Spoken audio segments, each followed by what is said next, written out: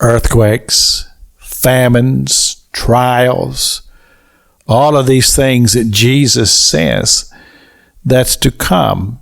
And that's a part of being a follower of Christ, because he said that it's not always going to be an easy road. He says that person who will pick up his cross and follow me, you can be a part of me. But he said that it's not always an easy road.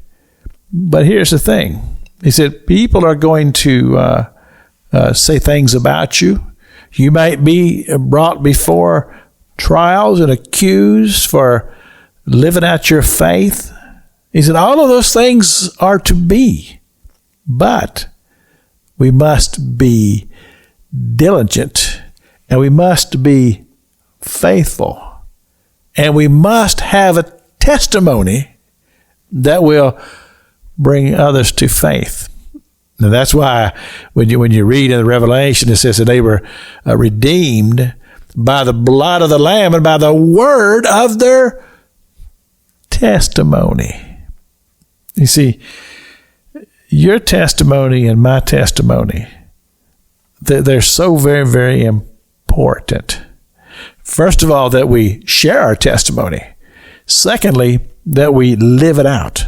That we live out our faith before our fellow man.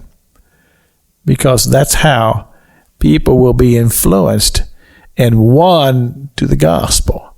I mean, words are powerful. And thank God for words. And thank God for people who can very well articulate words. But those words lose their effectiveness if the testimony does not bear it up.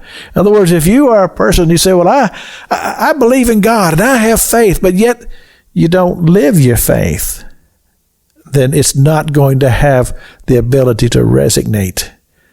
Like if you have the ability to trust God regardless of the circumstances, be it earthquakes, be it trials and tribulations and famines, and all of that, you maintain your ability to believe that God is in the business of deliverance and that he will sustain you and he will provide for you and he will be there for you even in the midst of the storm.